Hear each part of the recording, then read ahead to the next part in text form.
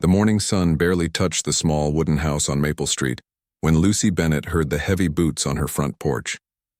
She knew that sound well. It meant trouble was coming. Her father had been gone for 3 days now, and she was starting to worry. Lucy wiped her hands on her apron and opened the door. 3 men stood there, all wearing dark suits and serious faces. The one in front tipped his hat slightly. "Miss Bennett, we're here about your father's business." Her heart sank. At 24, Lucy had spent years trying to distance herself from her father's work. Robert Bennett was known throughout Riverside County as the man who collected debts that others couldn't. He wasn't violent, but he was persistent and clever. Some people respected him for his fairness, while others feared him for his determination. "What about my father?" Lucy asked, though she dreaded the answer. "I'm afraid he passed away yesterday evening." Hart gave out while he was playing cards at the Silver Dollar Saloon. The words hit Lucy like a physical blow. She gripped the doorframe to steady herself. Her father, for all his faults, was the only family she had left. Her mother had died when Lucy was just 16, leaving her to keep house while her father built his reputation as the county's most effective debt collector.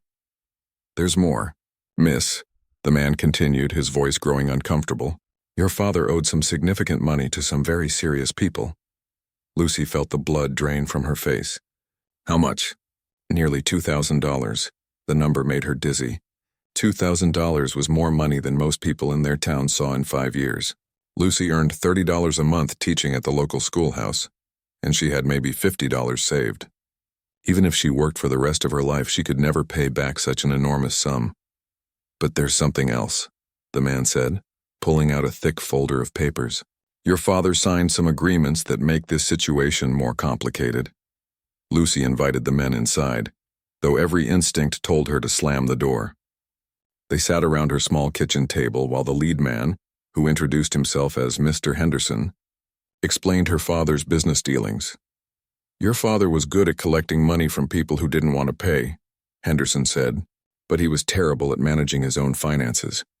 He borrowed money to invest in a silver mine that turned out to be worthless. Then he borrowed more money to cover those losses. When that wasn't enough, he started gambling, thinking he could win back what he'd lost." Lucy listened in growing horror as Henderson described her father's downward spiral. Robert Bennett had borrowed money from dangerous men in the capital city, men who didn't forgive debts or forget promises. "The problem is," Henderson continued, "your father signed papers that put up everything he owned as collateral. This house, his business equipment, his wagon and horses, and—" Henderson paused uncomfortably. "And what?" Lucy whispered. "And according to an old territorial law that's still technically legal, he put up his daughter's future labor as well." Lucy stared at him. "What does that mean?" Henderson shifted in his chair. "It means that legally you can be held responsible for your father's debts through what they call an indentured service contract. You would work for whoever takes on the debt until it's paid off." "That sounds like slavery," Lucy said, her voice shaking. "It's not exactly slavery," Henderson replied, though he didn't sound convinced. "You would be paid a small wage and you'd have basic protections under the law. But yes, you wouldn't be free to leave until the debt was satisfied." Lucy felt sick. She had heard stories about indentured servants from the old days, but she thought such things had ended decades ago. Apparently, some of the old territorial laws had never been officially removed from the books. "How long would I have to work?" she asked. Henderson did some quick calculations on a piece of paper. "At the standard rate for domestic work, probably about 8 years. 8 years. Lucy was 24 now. She would be 32 before she was free again. By then, her youth would be gone. Her chances for marriage and a family of her own would be slim, and she would have nothing to show for the best years of her life." "What if I just leave?" Lucy asked. "What if I pack my things tonight and head to California?" "The sheriff has already been notified," Henderson said sadly. "Sheriff Morrison is, well, let's say he has business relationships with the same men your father owed money to. If you try to run, he'll bring you back." Lucy knew Sheriff Morrison by reputation. He was lazy and corrupt, more interested in making money than enforcing justice. If he was involved in this scheme, then she truly had no local protection. "When?" Lucy asked quietly. "The auction is scheduled for next Saturday. That gives you 5 days to prepare. Auction." The word made Lucy feel cold all over. She would be stood up in front of the courthouse like a piece of property, while men bid on the right to own her labor for the next 8 years of her life. After the men left, Lucy sat alone in her kitchen and cried. She thought about her students at the schoolhouse, the children who depended on her to teach them reading and arithmetic. She thought about the small freedoms she had worked so hard to build. Her own little house, her small savings, her plans to maybe marry Tom Wilson from the general store someday. All of that was about to disappear because her father couldn't resist a card game. Lucy spent the next few days putting her affairs in order. She spoke to the school board about finding a replacement teacher. She packed her few precious belongings into a single trunk. She visited her parents' graves and said goodbye, though she was angry at her father even in death. The worst part was telling her friend Betty about what was happening. Betty worked at the telegraph office and knew everyone's business, but even she was shocked by Lucy's situation. "There has to be something we can do," Betty said. "Some law we can appeal to, some authority we can contact." But Lucy had already checked.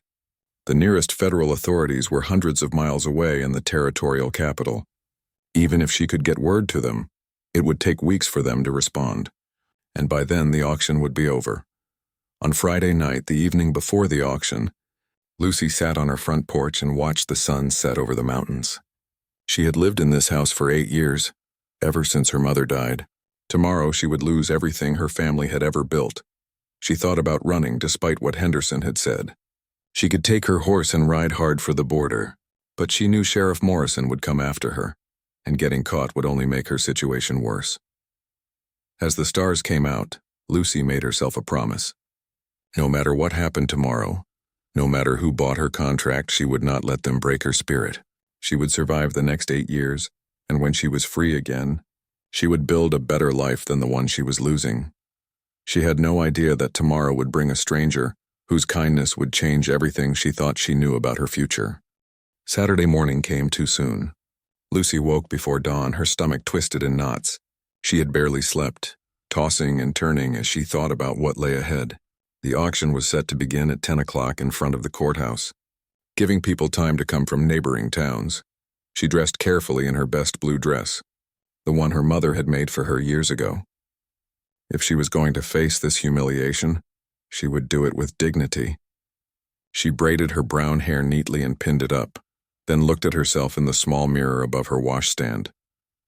"You can do this, Lucy Bennett," she told her reflection. "You're stronger than you think." At 9 o'clock, there was a knock at her door. Sheriff Morrison stood there with 2 deputies, all 3 men looking uncomfortable. Morrison was a heavy-set man with a gray beard and small, shifty eyes that never seemed to look directly at anyone. "Time to go, Miss Bennett," he said, not meeting her gaze. Lucy nodded and picked up her shawl. She had already said her goodbyes to the house and everything in it. Whatever happened today, she knew she would never see this place again. The walk to the courthouse took only 10 minutes, but it felt like the longest walk of Lucy's life. People stared from their windows and doorways as the small procession passed. Some looked sympathetic, others merely curious. A few children followed at a distance, treating it like some kind of parade. When they reached the courthouse square, Lucy's heart sank. A crowd of about 50 people had already gathered, far more than she had expected. Most were men, ranging from local farmers to well-dressed strangers who had clearly traveled from other counties. Some had brought their wives, who whispered behind their hands as they stared at Lucy. In the center of the square, someone had set up a small wooden platform, like the kind used for political speeches. Sheriff Morrison led Lucy up the 3 steps onto the platform, and the crowd pressed closer. "Ladies and gentlemen," Sheriff Morrison announced in a loud voice, "we are here today to conduct a legal auction under the authority of territorial law. Miss Lucy Bennett, daughter of the late Robert Bennett, is to be bound in service to satisfy her father's outstanding debts." The sheriff then did something that made Lucy's face burn with shame. He pulled out a pair of iron shackles and fastened them around her wrists. The metal was cold and heavy, and the chains clinked together when she moved her hands. "These restraints are required by law to demonstrate the binding nature of the service contract," Morrison announced. Though Lucy suspected he was enjoying the spectacle more than necessary, the crowd murmured and shifted. Some of the women looked away, clearly disturbed by the sight, but many of the men leaned forward, studying Lucy like she was a horse they might purchase. Lucy kept her chin up and her eyes focused on a point above the crowd's heads. She refused to show these people how terrified she was. Her hands shook slightly, making the chains rattle, but she hoped no one noticed. Sheriff Morrison began reading from a legal document, explaining the terms of the indentured service contract. The winner would have the right to Lucy's labor for up to 8 years, or until the debt of $2,000 was satisfied. She would receive basic room and board, plus a small wage of $2 per month. She could not leave her position without permission, and any attempt to escape would result in additional time being added to her contract. As Morrison spoke, Lucy studied the faces in the crowd. Most of the local men she recognized, though she doubted any of them had enough money to make a serious bid. There were several strangers, however, who looked like they had come specifically for this auction. One man in particular made her skin crawl. He was tall and thin, with pale eyes and a cruel mouth. He stood near the front of the crowd, examining Lucy with an expression that made her feel sick. When their eyes met for a moment, he smiled in a way that sent chills down her spine. "Now then," Sheriff Morrison said, "let's begin the bidding. Do I hear an opening bid of $100? Several hands went up immediately. Lucy felt her heart pounding as the bids began climbing. 150, 200, 250. The bidding slowed as the price rose. Many of the local farmers dropped out, clearly unable to afford more. But the cruel-looking stranger kept raising his hand, driving the price higher. $500, he called out in a raspy voice. A murmur went through the crowd. $500 was a substantial sum, more than most people made in a year. Lucy's hope began to fade. If this terrible man won, she would spend the next 8 years of her life under his control. "Do I hear 550? Morrison called. The crowd was quiet. Lucy could see people shaking their heads, indicating they were out of the bidding. The cruel man smiled confidently, clearly believing he had won. "Going once," Morrison announced. Lucy closed her eyes, trying to prepare herself for whatever was coming. "Going twice? $1,000. The voice came from the back of the crowd, deep and calm. Every head turned to see who had made such an enormous bid. Lucy opened her eyes and saw a tall man in a brown hat pushing through the crowd toward the platform. He was probably in his early 30s, with sun-weathered skin and kind brown eyes. He wore simple rancher's clothes, leather chaps, a wool shirt, and well-worn boots. He moved with quiet confidence, ignoring the stares and whispers that followed him. The cruel-looking man's smile vanished. "1100, he snapped. 1500, the rancher replied without hesitation. The crowd gasped.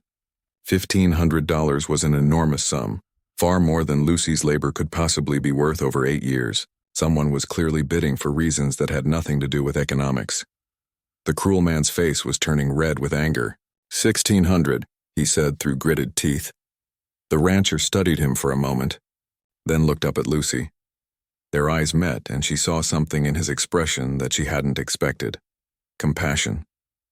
Not pity, but genuine concern for another human being in distress. $2,000, the rancher said quietly. The crowd fell completely silent. $2,000 was the exact amount of her father's debt.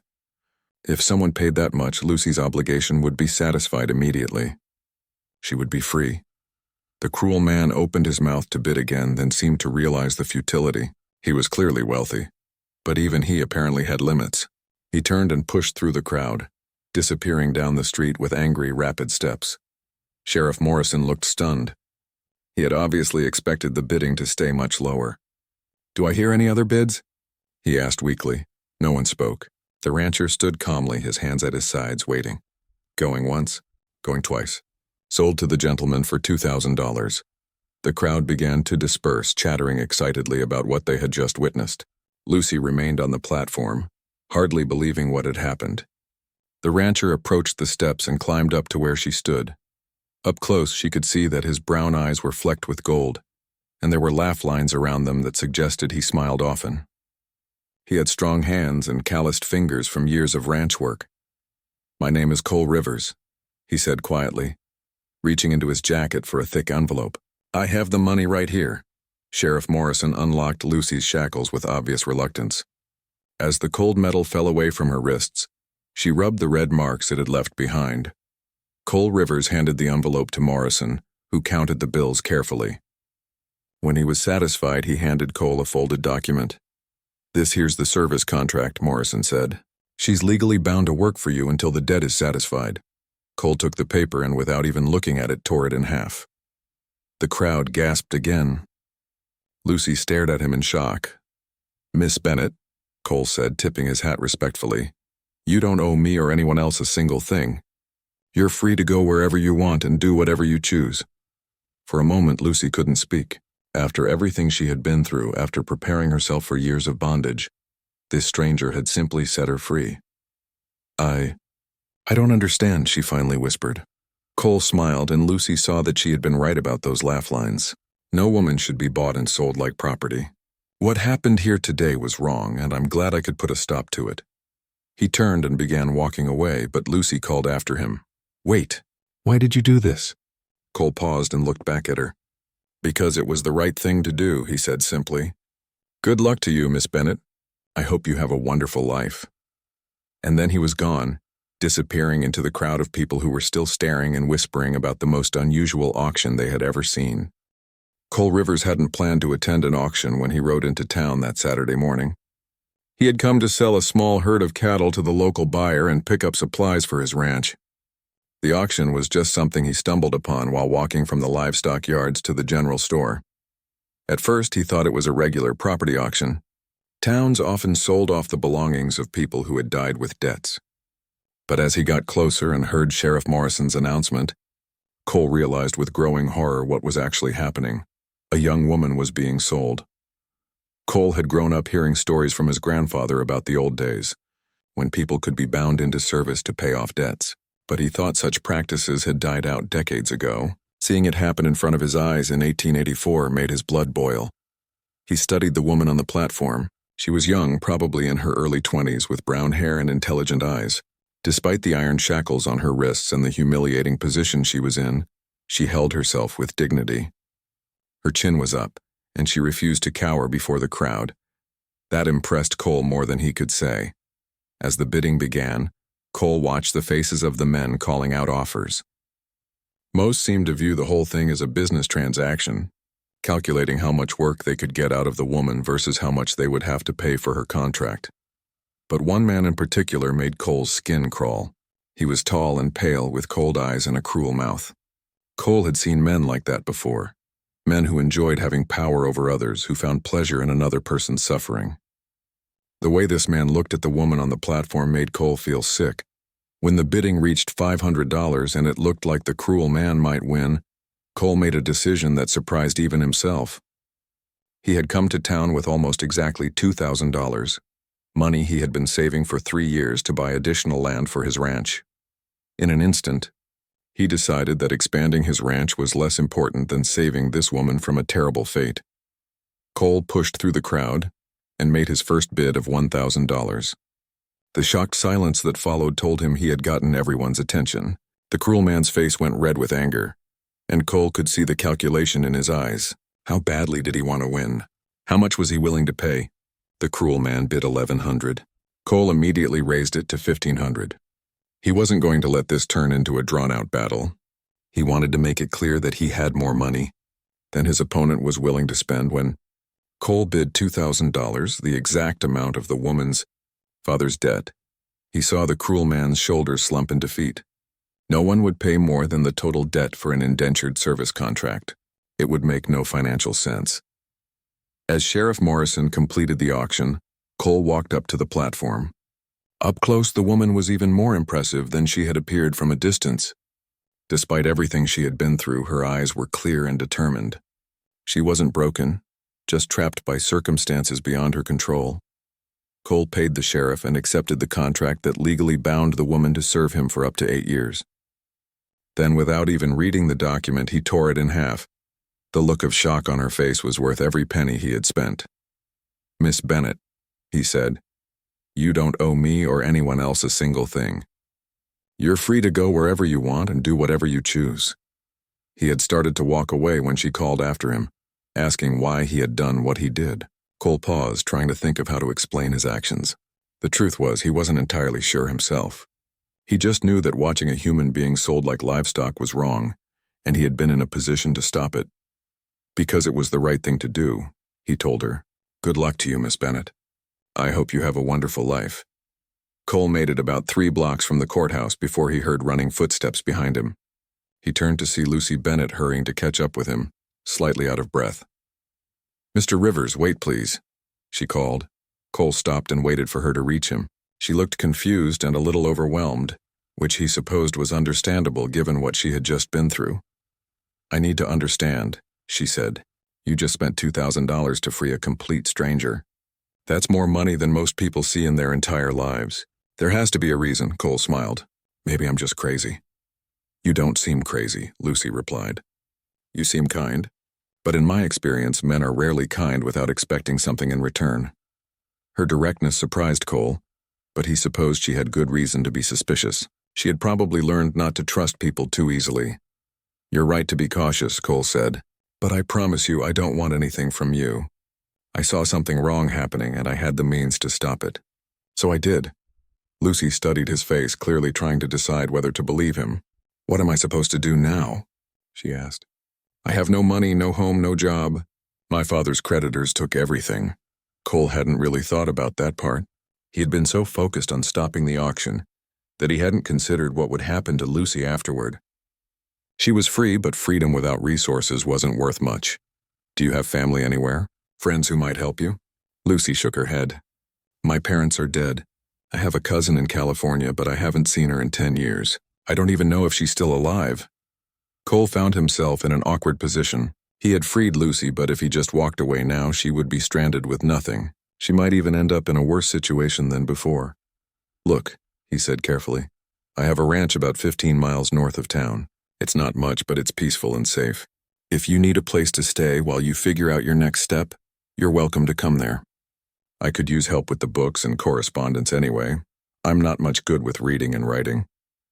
Lucy's eyes narrowed suspiciously. "And what would you expect in return?" "Nothing," Cole said. "You'd have your own room, regular meals, and I'd pay you fair wages for any work you do. When you're ready to leave and start your own life somewhere else, I'll help you get wherever you want to go." "Why would you do that?" Cole was getting tired of that question, even though he understood why she kept asking it. "Because you need help and I'm in a position to provide it. It's as simple as that." Lucy was quiet for a long moment, clearly thinking it over. Cole could practically see the wheels turning in her head as she weighed her limited options. "I wouldn't be a servant," she said finally. "I'd be a paid employee, free to leave whenever I choose." "Absolutely. And you'd expect nothing from me except the work we agree on." "You have my word." Lucy took a deep breath. "All right, Mr. Rivers, I'll come to your ranch. But I want to be very clear. I'm doing this because I need time to get back on my feet, not because I feel I owe you anything." Cole nodded. "Understood. Should we go collect your things?" "I don't have any things," Lucy said quietly. "Sheriff Morrison seized everything in my father's house to help pay the debts. All I have is what I'm wearing." Cole felt a flash of anger at the sheriff's thoroughness, but he kept his expression neutral. "Well then, I guess our first stop should be the general store. You'll need some basic supplies." As they walked toward the store, Cole found himself wondering what he had gotten himself into. He had acted on impulse, driven by a sense of right and wrong that his grandfather had instilled in him years ago. Now he was responsible for a woman he barely knew, a woman who had every reason not to trust him. But when he glanced at Lucy walking beside him, her spine straight and her expression determined despite everything she had been through, Cole felt like he had made the right choice. Whatever came next, at least she was free. The ride to Cole Rivers Ranch took nearly 2 hours, and Lucy spent most of that time watching him suspiciously. She rode behind him on a gentle mare he had borrowed from the livery stable, her small bundle of new supplies tied behind her saddle. Every few minutes, she expected him to reveal his true intentions. Surely no man spent $2,000 on a stranger without expecting something significant in return. In Lucy's experience, men always wanted something. Her father had wanted her to keep house and stay quiet about his business dealings. The men at the auction had wanted her labor and probably much more. So what did Cole Rivers want? As they rode through rolling hills covered with tall grass and scattered oak trees, Lucy studied the man in front of her. He sat his horse easily, like someone who had been riding his whole life. He pointed out landmarks along the way: a creek where the water was always good, a hill where you could see 3 counties on a clear day, a grove of apple trees that bloomed beautifully in spring. He talked like someone who loved this land, who had put down roots and planned to stay. That was different from the drifters and opportunists who usually passed through towns like Riverside. But it still didn't explain why he had rescued her. "There it is," Cole said as they crested a small hill. Lucy looked ahead and saw a modest ranch spread out in a valley below them. There was a main house built of logs and stone, a large barn, several smaller outbuildings, and a network of wooden fences that enclosed pastures where cattle grazed peacefully. It wasn't fancy, but it looked solid and well-maintained. Someone had put a lot of work into building this place. "How long have you lived here?" Lucy asked. "About 8 years," Cole replied. "I bought the land from a family that was moving to Oregon. The house was just a 2-room cabin then. I've been adding to it gradually." As they rode closer, Lucy could see what he meant. The main house looked like it had grown organically over time, with new rooms and additions built as they were needed. It gave the place a comfortable, lived-in feeling. Cole helped her down from her horse and led both animals to the barn. Inside, Lucy was impressed by how clean and organized everything was. The stalls were mucked out, the hay was neatly stacked, and all the tools had their proper places. "You keep things tidy," she observed. Cole smiled. "My grandfather always said a messy barn meant a messy mind. I guess the habit stuck." He showed her to the main house, which was bigger inside than it looked from the outside. The main room had a large stone fireplace, comfortable furniture, and shelves lined with more books than Lucy had expected to see in a rancher's home. "You read a lot," she said, examining the titles. "When I have time," Cole replied. "My grandfather taught me that learning shouldn't stop just because you're not in school anymore. Most of those books are about ranching and agriculture, but there are some novels and histories too." Lucy pulled out a volume of Shakespeare's plays, surprised to find it well worn with obvious use. She was beginning to realize that Cole Rivers was more educated than his simple clothes and manner suggested. "Your room is through here," Cole said, leading her down a short hallway. The guest room was small but comfortable, with a real bed, a washstand, and a window that looked out toward the mountains.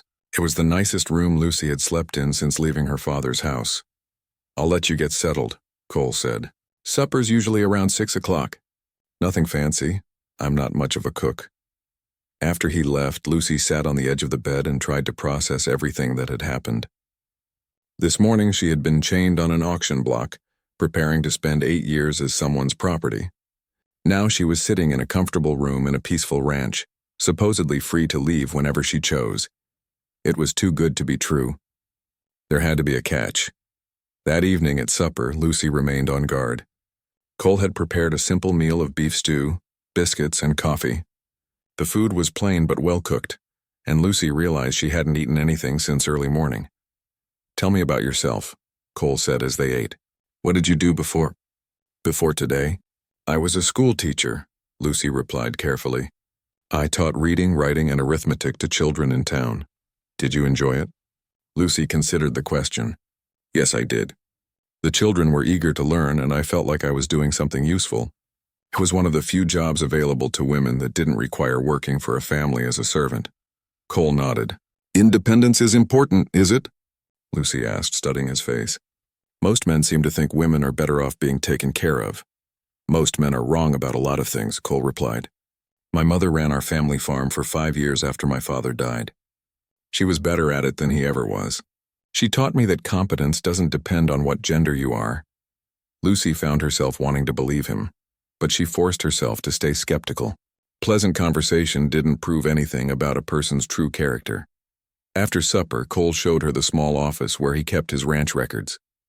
The desk was covered with papers, bills, receipts, correspondence with cattle buyers, records of breeding and vaccination schedules. Everything was organized, but Lucy could see that the handwriting was labored and some of the arithmetic was incorrect.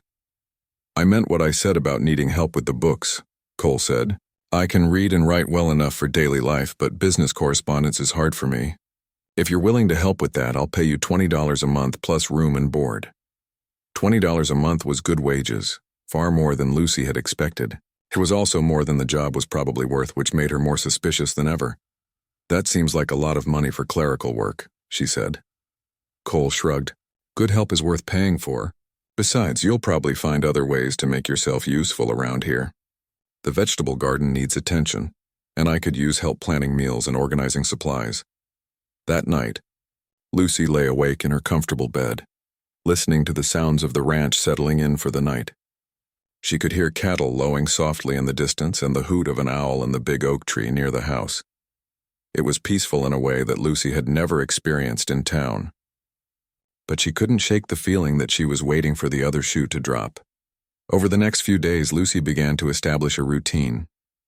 She spent her mornings working on Cole's correspondence and account books, discovering that he had been undercharging for his cattle and overpaying for supplies due to poor record-keeping. She spent her afternoons helping with small tasks around the ranch, mending fences, tending the garden, organizing the storage rooms. Cole was unfailingly polite and respectful.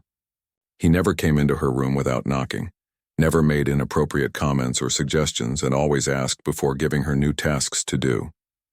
He paid her exactly what he had promised, and when she mentioned needing additional clothing, he immediately offered to advance her money to buy what she needed.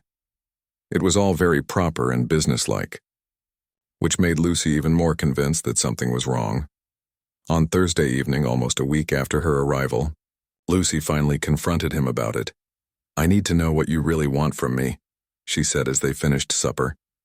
Cole looked up from his coffee cup, genuinely confused. "What do you mean?" "No man spends $2,000 to free a stranger without expecting something in return," Lucy said. "You've been nothing but kind and respectful. You pay me generous wages and you ask nothing of me except light work around the ranch. It doesn't make sense." Cole was quiet for a long moment, clearly thinking about how to respond. Finally, he set down his coffee cup and looked directly at her. "You want to know the truth?" he said. "I spent that money because I couldn't stand to watch you be sold to that cruel-looking man. I could see in his eyes what kind of person he was, and I knew what would happen to you if he won the auction." "So you rescued me out of pity?" "No," Cole said firmly. "I rescued you because it was the right thing to do. What's happened since then? Well, you've more than earned your wages. You've improved my business records, organized my house, and brought some life to this place. If anyone's getting the better end of this arrangement, it's me." Lucy studied his face, looking for signs of deception, but his brown eyes were steady and honest, and something in his expression made her want to believe him. "You really don't want anything else from me?" she asked quietly. "I want you to be safe and happy," Cole said. "Whatever that means for you. If you decide tomorrow that you want to go to California to find your cousin, I'll give you money for the train ticket and wish you well. If you want to stay here and work for wages until you've saved enough to start your own life somewhere else, that's fine too." For the first time since the auction, Lucy felt some of the tension in her shoulders begin to relax. Maybe, just maybe, there really were people in the world who did good things without expecting anything in return. But she wasn't quite ready to trust completely. Not yet. 3 weeks had passed since Lucy arrived at the Rivers Ranch, and she was beginning to admit to herself that Cole might actually be the decent man he appeared to be. He had kept every promise he made, treated her with consistent respect, and never once made her feel uncomfortable or threatened. More importantly, she was discovering that she had a real talent for ranch management. Lucy had always been good with numbers and organization, skills that had made her an effective teacher. But she had never realized how useful those abilities could be in running a business. Within her first week, she had reorganized Cole's entire filing system, corrected months of arithmetic errors, and identified several places where he was losing money due to poor record-keeping. "Look at this," Lucy said one morning, spreading several ledgers across the kitchen table. "You sold 40 head of cattle to Patterson last month for $18 each, but Miller was paying $22 per head for the same grade of cattle." Cole looked up from his breakfast, impressed. "How did you figure that out?" "I went through all your sales records for the past year and compared prices," Lucy explained. "You're losing money because you're not shopping around for the best buyers. You stick with the same people out of habit, even when they're not offering competitive prices." Cole shook his head in amazement. "I never thought to do that. I just sold to whoever was convenient." "That's costing you hundreds of dollars a year," Lucy said. "And there's more. You're paying too much for feed because you buy it in small quantities. If you bought in bulk with some of the other ranchers in the area, you could negotiate better prices." Over the following days, Lucy threw herself into analyzing every aspect of the ranch's operations. She created detailed charts showing seasonal variations in cattle prices, calculated the most profitable breeding schedules, and even researched new agricultural techniques that might improve pasture quality. Cole was fascinated by her systematic approach to problems he had always handled by instinct and experience. "You have a mind for business," he told her one evening as they reviewed her latest findings. "Have you ever thought about running your own operation someday?" Lucy looked up from the papers she was organizing. "Women don't run ranches, Mr. Rivers. We might help our husbands or fathers, but we don't own businesses ourselves." "Says who?" Cole asked. "I've heard of women who own shops and boarding houses. Why not ranches?" The idea had never seriously occurred to Lucy before. In her world, women were teachers, seamstresses, servants, or wives. Business ownership was something men did. "I wouldn't know where to start," she said finally. "Same place anyone starts," Cole replied, with a good idea and the determination to see it through. "You've got both of those." Their conversations had been growing longer and more personal over the past few weeks. Lucy found herself looking forward to their evening discussions over supper. Cole was more intelligent and thoughtful than she had initially realized, and he seemed genuinely interested in her opinions and ideas. He told her stories about his grandfather, who had been a cavalry officer before becoming a rancher. His grandfather had taught him to read and write, instilled in him a strong sense of right and wrong, and encouraged him to think for himself rather than simply following what others did. "He used to say that the world was changing faster than most people realized," Cole said one evening. He thought people who were willing to try new approaches would do better than those who just did things the way they had always been done. "Is that why you freed me?" Lucy asked. "Because you thought the old ways were wrong?" Cole considered the question. "Partly, I suppose. But mostly I did it because I couldn't stand to see you treated like property. You're obviously intelligent and capable. It seemed like a waste to have you spend 8 years scrubbing floors when you could be doing something more valuable with your life." Lucy felt a warmth spread through her chest at his words. She couldn't remember the last time someone had spoken about her potential rather than her limitations. As spring turned into summer, Lucy's role on the ranch expanded beyond bookkeeping. She began accompanying Cole when he visited other ranchers, using her negotiation skills to secure better deals for feed and supplies. She researched new breeds of cattle that might be more profitable than the ones Cole currently raised. She even started corresponding with agricultural colleges to learn about the latest farming techniques. The other ranchers in the area began to take notice. At first, some were skeptical about Cole bringing a woman to business meetings, but Lucy's thorough preparation and logical arguments quickly won them over. "That woman of yours has a sharp mind," Bill Henderson told Cole after a particularly successful negotiation. "You're lucky to have her working for you." Cole always corrected such comments. "She's not my woman," he would say. "She's my business partner, and she's free to leave whenever she chooses." But Lucy noticed that the corrections were becoming less frequent, and Cole's tone was less emphatic when he made them. She was also becoming aware that her own feelings about Cole were changing. What had started as gratitude and cautious respect was growing into something deeper. She found herself paying attention to the way his eyes crinkled when he smiled, the gentle way he handled injured animals, and the patient manner in which he explained ranch work to her. Cole was unlike any man she had ever known. He valued her opinions, encouraged her ambitions, and treated her as an equal rather than a subordinate. When she made suggestions for improving the ranch, he listened carefully and often implemented her ideas. When she made mistakes, he corrected them patiently without making her feel foolish. Most importantly, he never made her feel like she owed him anything for what he had done at the auction. He seemed to have genuinely put that behind them and was treating their current arrangement as a straightforward business partnership. One evening in late July, as they sat on the front porch watching the sunset, Lucy finally worked up the courage to address something that had been bothering her. "Cole," she said quietly, "I want you to know that I don't think of myself as your employee anymore." Cole looked at her with concern. "Are you unhappy with the arrangement? Do you want to change something?" "No, it's not that," Lucy said quickly. "What I mean is, well, I think we've become partners, real partners. This ranch is doing better because of the work we've done together, not just because of what either of us contributed individually." Cole smiled. "I was hoping you felt that way. I've been thinking the same thing. So what does that mean for us going forward?" Lucy asked. Cole was quiet for a moment, looking out at the pastures where his cattle grazed peacefully. I suppose it means we figure out what we both want from life and see if those things are compatible. And what do you want? Lucy asked, her heart beating faster. I want to build something lasting, Cole said. A ranch that will still be here in 50 years.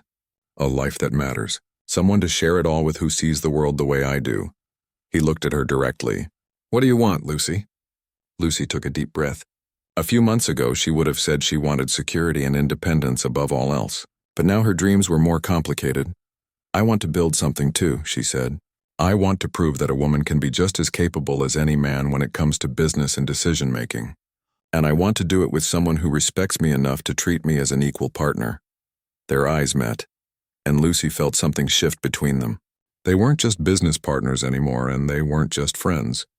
They were two people who had found something rare and valuable in each other.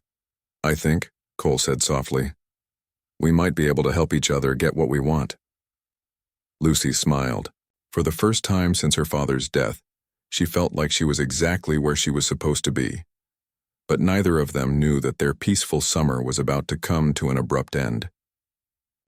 The first sign of trouble came on a hot August morning, when Lucy was working in the garden behind the house.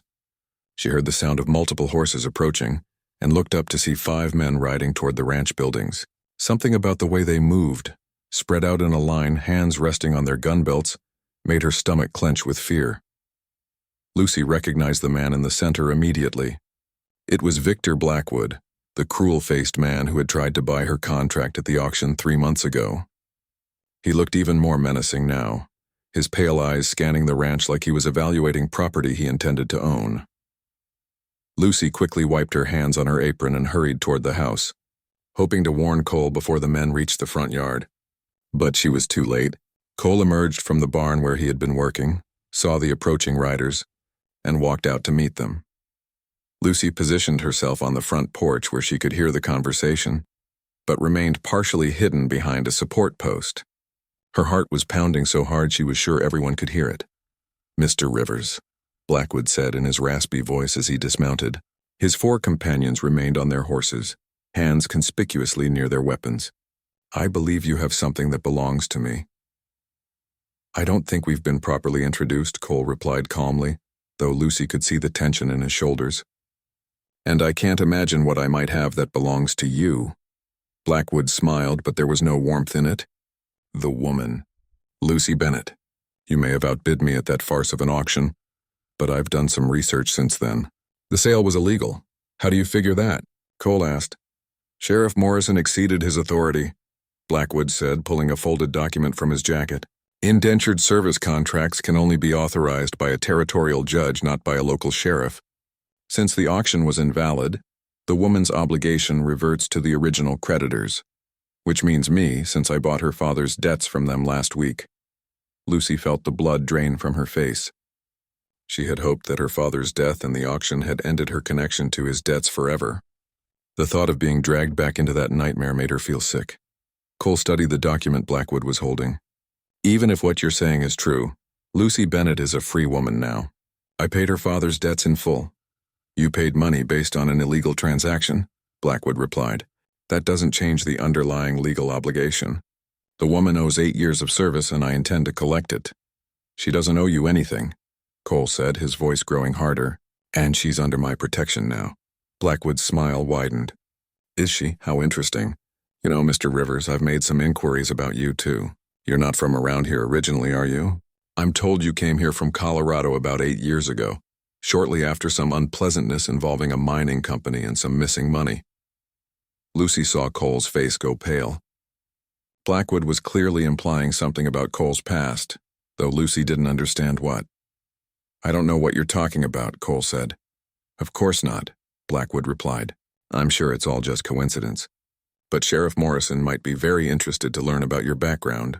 He's always eager to cooperate with territorial authorities when it comes to tracking down fugitives.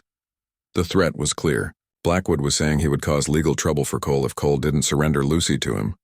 What do you want? Cole asked quietly. I want the woman delivered to my ranch by tomorrow morning, Blackwood said. In return, I'll forget all about these interesting questions regarding your past. Everyone wins. Except Lucy, Cole pointed out. Blackwood shrugged. The woman will be well cared for. She'll have food, shelter, and useful work to do. Many people would consider that a good life. Lucy had heard enough. Despite her fear, she stepped out from behind the post and walked to Cole's side. Blackwood's eyes lit up when he saw her like a hunter spotting prey. "Mr. Blackwood," Lucy said, surprised by how steady her voice sounded. "I paid attention during that auction. You bid $1,600 for my contract. Mr. Rivers bid $2,000. Even if the auction was invalid, as you claim, wouldn't the higher bidder have the superior claim?" Blackwood's expression darkened. "That's not how the law works, girl. Contracts follow specific legal procedures." "So does harassment," Lucy replied, "and making threats against law-abiding citizens. I wonder what the territorial authorities would think about that." One of Blackwood's men shifted in his saddle, his hand moving closer to his gun. Cole immediately stepped protectively in front of Lucy. "I think this conversation is over," Cole said firmly. "You've made your position clear, and I've made mine. Lucy Bennett is free, and she's staying that way." Blackwood remounted his horse, but his cold eyes never left Lucy's face. "You have until tomorrow morning to reconsider. After that, I'll be forced to take more direct action." As the 5 men rode away, Lucy felt her knees go weak with relief. Cole put a steadying hand on her arm. "Are you all right?" he asked. "I think so," Lucy replied. "But Cole, what he said about your past, is there something I should know?" Cole was quiet for a long moment, clearly struggling with how much to tell her. Finally, he sighed and looked directly at her. "8 years ago, I worked for a mining company in Colorado," he said. "There was an accident, a cave-in that killed 3 men. The company tried to cover it up to avoid paying compensation to the families. I had evidence that they knew the mine was unsafe but kept operating anyway. What did you do?" "I took the evidence to the territorial authorities. The company was shut down and the families got their compensation, but the mine owners were powerful men with connections. They accused me of stealing company documents and embezzling money. It was all lies, but they had enough influence to make my life very difficult." "So you came here to start over," Lucy said. Cole nodded. "I changed my name and bought this land with money I had saved legitimately. I've never stolen anything in my life, but men like Blackwood don't care about the truth. They only care about having leverage." Lucy felt a surge of anger toward Blackwood and everyone like him. "We can't let him get away with this." "I won't let him take you," Cole said firmly. "Whatever it costs me, I won't let that happen. But if he reports you to the authorities, you could lose everything. This ranch, your reputation, maybe even your freedom." Cole smiled grimly. "Then we'll have to make sure he doesn't get the chance." That evening, Cole began making preparations for trouble. He cleaned and loaded his rifles, checked the security of the house and barn, and sent word to his nearest neighbors asking them to keep watch for suspicious activity. Lucy packed a small bag of essentials in case they needed to leave quickly. She also wrote detailed letters to the territorial governor and the federal marshals, explaining the illegal auction and Blackwood's threats. If something happened to them, at least there would be a record of what had led to it. As they sat on the front porch that night, watching for any sign of approaching riders, Lucy made a decision that surprised even her. "Cole," she said quietly, "if we get through this, I want to stay here permanently. Not as your employee or your guest, but as your full partner in everything." Cole looked at her in the moonlight. "Are you sure? It won't be easy. There will always be people who think a woman has no business being involved in ranch operations." "I'm sure," Lucy replied. "I've never felt as useful or as valued as I do here, and I've never met anyone who treats me the way you do. Like an equal, like someone whose opinions matter." Cole reached over and took her hand. "I can't imagine running this place without you anymore." They sat in comfortable silence, fingers intertwined, watching the stars come out over the peaceful valley they both loved. Neither of them spoke about the obvious danger they were facing, or the possibility that tomorrow might change everything, but both of them were determined to fight for the life they had built together, whatever the cost. Lucy couldn't sleep that night. She lay in her bed listening to every sound outside, the wind in the trees, cattle moving in the pastures, the hoot of an owl. Every noise made her wonder if Blackwood and his men were approaching through the darkness. Around 3 in the morning, she made a decision that she would later realize was both brave and foolish. If she stayed at the ranch, Cole would fight to protect her, and he might lose everything he had worked for. But if she left on her own, she could lead Blackwood away from the ranch and give Cole a chance to escape with his life and freedom. intact. It was the only solution that made sense to her. Lucy dressed quietly, in her riding clothes, and packed a small bag with food and water. She had about $40 saved from her wages, enough to get her to California if she was careful. Once she was there, she could find her cousin and start a new life far from Blackwood's reach. She wrote a note to Cole explaining her reasoning and thanking him for everything he had done for her. Then she slipped out of the house and made her way to the barn. Cole's horses knew her well by now, and the gentle mare she usually rode didn't object when Lucy saddled her in the darkness. Lucy led the horse outside and was just preparing to mount when she heard the sound that made her blood freeze. Hoofbeats, multiple horses approaching. Fast, Lucy quickly led her horse into the shadow of the barn and peered around the corner. 5 riders were approaching the house from the east, Blackwood and his men, arriving earlier than expected. She watched in horror as they surrounded the house, dismounting and taking positions at the doors and windows. Blackwood himself walked up to the front door and began pounding on it. "Rivers!" he shouted. "Time's up. Send the woman out and nobody gets hurt." Lucy heard movement inside the house and saw a lamp being lit in Cole's bedroom window. A few moments later, Cole appeared at the front door in his nightclothes, carrying a rifle. "She's not here," Cole called out. "Don't lie to me," Blackwood snarled. "I've had men watching this place all night. Nobody's left." Lucy realized with growing dread that Blackwood must have posted lookouts on the roads leading away from the ranch. If she tried to ride out now, they would catch her before she made it a mile. "Search the house," Blackwood ordered his men. "You have no legal authority to search my property," Cole protested. "I have all the authority I need," Blackwood replied, pulling out his gun. "Now step aside." Lucy watched helplessly as 2 of Blackwood's men forced their way into the house. She could hear them moving through the rooms, searching for her. It would only be a matter of minutes before they realized she wasn't inside. When the men emerged and reported that the house was empty, Blackwood's face went red with fury. "Find her," he ordered. "Check every building, every hiding place. She's here somewhere." Lucy knew she had only moments before they searched the barn. She led her horse to the back of the building and looked desperately for somewhere to hide. The hayloft was too obvious, and the stalls would be searched immediately. Then she remembered the root cellar that Cole had shown her during her first week at the ranch. It was hidden beneath a heavy wooden trapdoor behind the barn, covered with dirt and grass. If she could reach it without being seen, she might be able to hide until Blackwood gave up and left. Lucy tied her horse to a post inside the barn and slipped out the back door. The root cellar was only 20 yards away, but crossing that open space felt like the longest walk of her life. Every step she expected to hear someone shout that they had spotted her. She found the trapdoor and pulled it open, revealing a ladder that led down into darkness. Lucy climbed down and pulled the door shut over her head, just as she heard boots approaching the back of the barn. The root cellar was small, dark, and musty-smelling. Lucy crouched in the corner, trying to control her breathing as she listened to the sounds above. She could hear men searching the barn, moving equipment around and calling to each other. "Check that loft thoroughly," someone said. "Nothing up here but hay," came the reply. Lucy waited, hardly daring to breathe as the search continued. After what felt like hours but was probably only 20 minutes, the voices moved away from the barn. She was just beginning to think she might be safe when she heard the trapdoor creak open above her. Light flooded into the cellar, and Lucy found herself staring up at Blackwood's pale, cold eyes. "Well, well," he said with satisfaction. The little rabbit found herself a burrow. 2 of his men climbed down into the cellar and hauled Lucy out despite her struggles. They dragged her back toward the house, where Cole was being held at gunpoint by the other men. "Let her go," Cole said when he saw them bringing Lucy toward him. "She's done nothing wrong." "She's property," Blackwood replied. "Valuable property that belongs to me." "And you've been harboring stolen goods."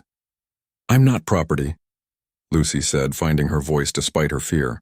"I'm a human being with rights." Blackwood laughed. "Rights? You have the rights that men choose to give you." Nothing more, he turned to his men. "Tie her hands and put her on a horse. We're taking her back to my ranch where she belongs."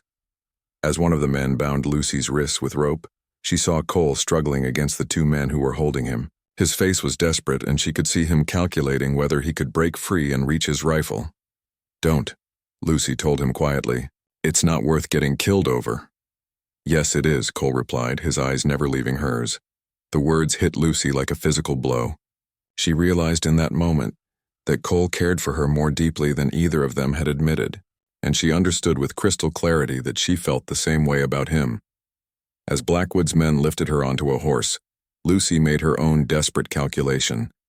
They were outnumbered and outgunned, but they weren't helpless. She still had her wits, and Cole was the smartest, most resourceful man she had ever known. "Mr. Blackwood," Lucy called out as the men prepared to ride away with her. "Before you take me anywhere, there's something you should know about the letters I sent to the territorial governor yesterday." Blackwood paused, his hand on his horse's reins. "What letters?" "The ones describing your illegal attempts to claim ownership of a free citizen," Lucy replied, improvising desperately. "And the ones describing your threats against Mr. Rivers. I sent copies to 3 different territorial officials and 1 to the federal marshals. They should arrive in the capital by the end of the week." It was a complete bluff. Lucy had written the letters but hadn't sent them yet.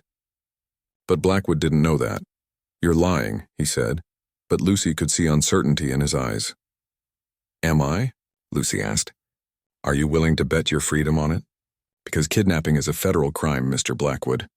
And so is conspiracy to defraud. When those officials start investigating, how long do you think it will take them to discover that you've been buying up old debts and using them to force people into illegal labor contracts?" Blackwood's face was turning red again, but now with worry rather than anger. Lucy pressed her advantage. "Let me go now and I'll send another letter withdrawing my complaints," she said. "Keep me prisoner and those federal marshals will come looking for you. What do you think they'll find when they start examining your business practices?" For a moment, the only sound was the wind rustling through the trees. Lucy could see Blackwood weighing his options, trying to decide if she was telling the truth. Then he smiled coldly. "Nice try, girl. But I think you're bluffing." He mounted his horse and signaled to his men. "Let's go. We've wasted enough time here." As the group began to move away from the ranch, Lucy looked back at Cole one last time. He was still being held by 2 men, but his eyes were full of determination rather than defeat. "I'll come for you," he called out. "Whatever it takes, I'll find you."